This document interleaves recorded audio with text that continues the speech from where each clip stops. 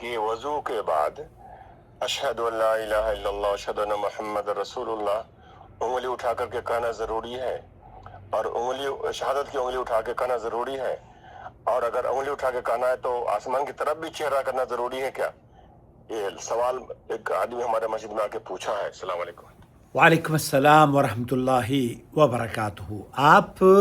دیکھ رہے ہیں نور ٹی وی جدہ، اور میں ہوں آپ کا دوست، آپ کا ہوسٹ محمد عاقل، جدہ سے، مملکت سعودی عرب۔ آپ بھی ہمیں اپنا سوال مختصر طور پر وائس میسیج کے ذریعے بھیج سکتے ہیں۔ ہم یوٹیوب اور فیس بک پر آپ کے سوالوں کے جوابات لے کر حاضر ہوتے رہتے ہیں۔ سب سے پہلی بات آپ کو وہ جو حدیث ہے نا، حضرت عمر رضی اللہ تعالی عنہ سے مروی ہے کہ رسول اکرم صلی اللہ علیہ وسلم نے ارشاد فرمایا، جو شخص مکمل وضو کرنے کے بعد یہ کلمات پڑھے گا، اس کے لیے جنت کے 8 دروازے کھول دیے جائیں گے،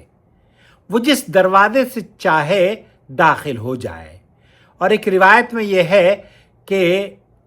اللہم اجعلنی من التوابین وجعلنی من المتطہرین، اس کا بھی اضافہ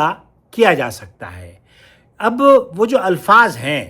یہ آپ نے سماعت فرما رہے ہیں۔ سماحت الشیخ محمد بن صالح العثیمین رحمۃ اللہ علیہ سے پوچھا گیا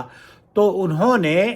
جو اس حدیث کے بارے میں حکم، اور انہوں نے یہ کہا کہ دیکھیے نبی کریم صلی اللہ علیہ وسلم سے یہ بات تو صحیح احادیث سے ثابت ہے کہ اشہد ان لا الہ الا اللہ وحدہ لا شریک لہ واشہد ان محمدً عبدہ ورسولہ، یہ ذکر و اذکار تو نبی کریم صلی اللہ علیہ وسلم فرمایا کرتے تھے، لیکن جہاں تک انگلی اٹھا کر آسمان کی طرف دیکھ کر اس طرح سے ذکر و اذکار میں اپنے آپ کو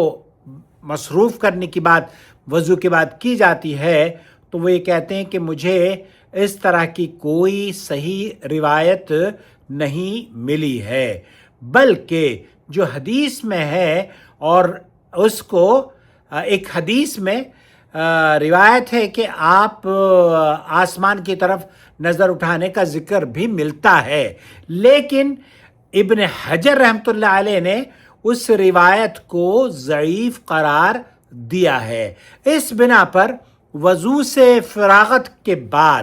آپ آسمان کی طرف اٹھائے بغیر، انگلی کا اشارہ کیے بغیر ان ذکر و اذکار کو آپ پڑھ سکتے ہیں، لیکن جو روایت پیش کی جاتی ہے وہ ابن حجر رحمۃ اللہ علیہ فرماتے ہیں کہ وہ صحیح نہیں ہے۔ اور اسی طرح شیخ ابن جبرین سے بھی یہی پوچھا گیا تو انہوں نے کہا کہ یہ عمل تو اللہ کے رسول صلی اللہ علیہ وسلم سے ثابت ہے، لیکن انگلی کا اٹھانا نبی کریم صلی اللہ علیہ وسلم سے کسی بھی صحیح حدیث میں وارد نہیں ہوا ہے۔ اور شیخ عثیمین کا اما السائل، تو انہوں نے جو کہا کہ میرے علم میں ایسی کوئی دلیل نہیں ہے جس میں یہ علم ہو، لا اعلم لہ اصلا، کہ ایسی میرے علم میں کوئی ایسی دلیل ہی نہیں ہے